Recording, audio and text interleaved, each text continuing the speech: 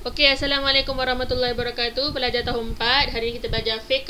Buka buku fiqh ni, warna merah ni, buku teks. Okey, buka buku surat 5. Kita akan belajar, kita tak habis lagi pelajaran pertama iaitu pasal hadas. Hadas tu apa? Hadas tu keadaan. Keadaan apa? Keadaan kita yang tidak suci. Okey, hadas tu bukan najis. Hadas tu keadaan kita tidak suci. Kalau najis, habas. Okey, najis tu kita nampak. Najis tu, itu habas. Kalau hadas, tu keadaan diri kita yang tidak suci. Contohnya kita dah buang air. Itu contoh hadas kecil. Hadas kecil ni apa? Berlaku sesuatu yang menyebabkan kita kena berwuduk. Kalau kita nak beribadat, kita kena angkat wuduk dulu, barulah kita boleh beribadat. Okey. Punca-punca hadas kecil apa? Sebab-sebab dia. Apa-apa yang membatalkan wuduk. Contohnya membatalkan wuduk apa dia? Kentut. Buang air kecil, buang air besar tu batalkan wuduk.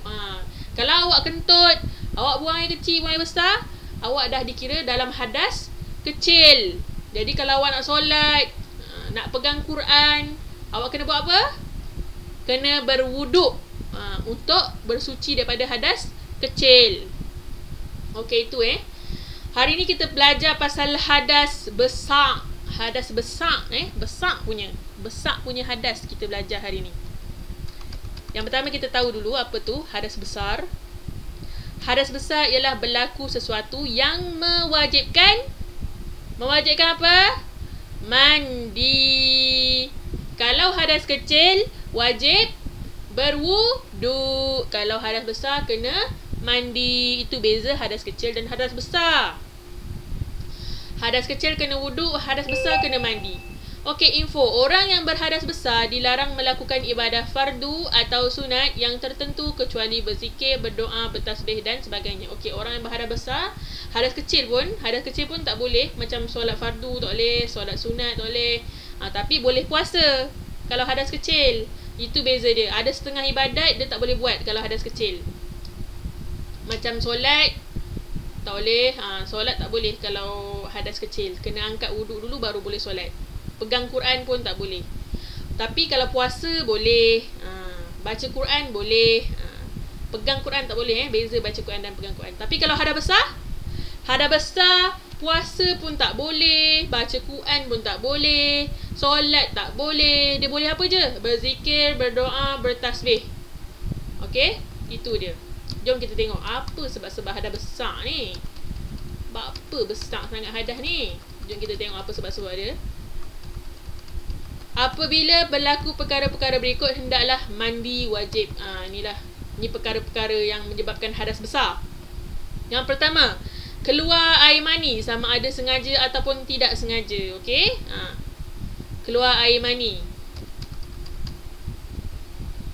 Seterusnya, berlaku persetubuhan, berjima walaupun tidak keluar air mani. Berlaku persetubuhan. Ini suami isteri. Suami isteri saja boleh melakukan persetubuhan.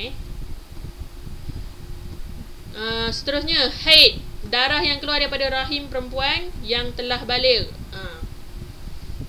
Untuk perempuan lah yang ni, haid. Nifas, darah yang keluar daripada rahim perempuan selepas melahirkan anak. Wiladah, bersalin atau melahirkan anak. 6. Mati kecuali mati syahid. Mati pun hadas besar. Sebab tu bila ada orang meninggal, kena buat apa? Kena mandikan. Itulah namanya mengangkat hadas besar. Mandi wajib tu. Siapa yang mandikan? Orang lain lah yang mandikan. Okey? Dia dah meninggal, macam mana nak mandi sendiri? Betul? Jadi ada berapa perkara ni? 6 perkara 6 perkara yang menyebabkan mandi wajib. Kalau keluar air mani, kena mandi wajib. Berlaku persetubuhan, kena mandi wajib, baru boleh beribadat. Keluar darah haid, lepas habis haid baru mandi. Jangan masa haid tu awak mandi. Selagi haid tak habis, awak tak boleh mandi. Okey? Nifas pun sama dengan haid. Darah dia lain tapi cara dia sama. Sampai habis nifas baru kita boleh mandi dan solat semua tu. Wiladah pun sama. Beza haid ni darah yang keluar daripada rahim perempuan yang telah balik. Macam orang biasalah, perempuan biasa. Dah besar, keluar darah haid. Darah nifas untuk orang lepas melahirkan anak, lepas beranak lepas beranak ada darah nifas. Wiladah, bersalin atau melahirkan anak. Apa beza ni? Wiladah ni masa kita tengah bukan masa kita, masa seorang perempuan tengah beranak. Masa tu akan ada keluar darah.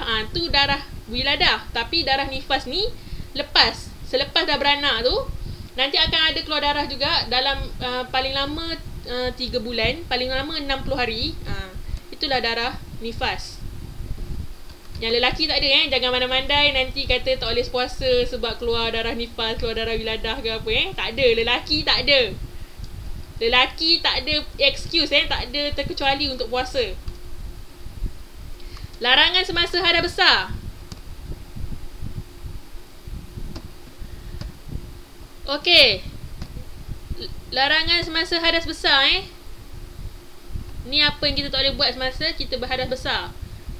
Solat fardu atau sunat pun tak boleh, termasuk sujud syukur, sujud tilawah dan baca khutbah Jumaat. Ini semua tak boleh. Sujud syukur pun tak boleh sebab sujud syukur memerlukan wuduk. Sujud syukur dan sujud tilawah dan baca khutbah Jumaat ni memerlukan wuduk. Jadi kalau awak hadas besar tak boleh lah. Ini untuk lelaki lah ni. Lelaki dia tak ada excuse Kalau dia berhadas besar, dia boleh terus mandi.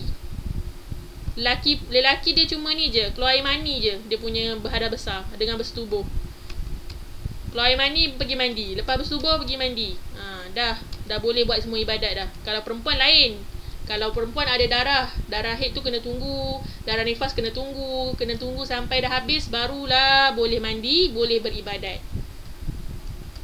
Selain tu, semasa hadas besar tak boleh tawaf tak boleh tawaf. Menyentuh Al-Quran pun tak boleh. Berhenti atau berulang alik dalam masjid. Itu masuk masjid Dikuatiri apa? Kalau orang perempuan tengah darah haid, dikuatiri apa? Dikuatiri takut, risau kotoran tu terkena masjid ke apa dan sebagainya sebab masjid tempat orang bersolat. Okey, seterusnya larangan bagi perempuan haid dan nifas. Salah dia je nifas nifas. Yang pertama puasa. Puasa tak boleh perempuan bercumbu-cumbuan seperti bergurau dengan suami menyentuh antara pusat dan lutut. Tak boleh Bersetubuh pun tak boleh time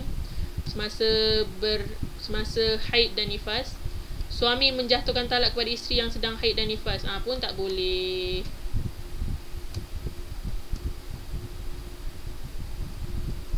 Ini larangan bagi perempuan yang haid dan nifas. Lelaki pun kena belajar benda ni. Sebab nanti akan datang awak ada isteri ke, ataupun sekarang awak ada adik-adik perempuan, kakak perempuan, ibu awak. Kalau tak tahu, awak bagi tahu apa yang tak boleh, apa yang boleh. Okey. Cara menyucikan hadas. Ni yang Ustazah dah katalah tadi. Hadas besar menghilangkan dengan mandi wajib atau bertayamum. Bertayamum ni time bila? Time tak ada air, time ada mudarat lah. Mudarat baru boleh bertayamum. Tak boleh saja-saja nak angkat hadas besar, tayamum salamba je, tak boleh Mesti ada waktu-waktu tertentu. Hadas kecil menghilangkan dengan berwuduk atau bertayamum. Okey? Ni mandi dan berwuduk. Ni tayamum. Tayamum ni pakai apa? Debu. Ustazah dah ajar rasa tahun 3 bab tayamum sebelum ni Tayamum ni macam mana? Ustazah rasa Ustazah dah ajar. Yelah, kelas korang lah Ustazah yang ajar. Ustazah ajar bab tayamum. 2 je anggota tayamum, muka dan tangan. Tangan sampai siku. Berapa kali? 3 kali juga ke? Tak, sekali je. Revise balik kalau tak ingat. Seterusnya, latih tubi, menghafaz lafaz niat wuduk. Niat nawaitul wudu'a lillahi ta'ala. Sahaja aku berwuduk kerana Allah Ta'ala. Niat ni wajib ke? Lafaz tak wajib Lafaznya tak wajib, tapi niat dalam hati tu wajib. Dalam hati tu, lintasan hati, aku wuduk kerana Allah Ta'ala, tu wajib. Tak boleh aku wuduk kerana ibu. Tak boleh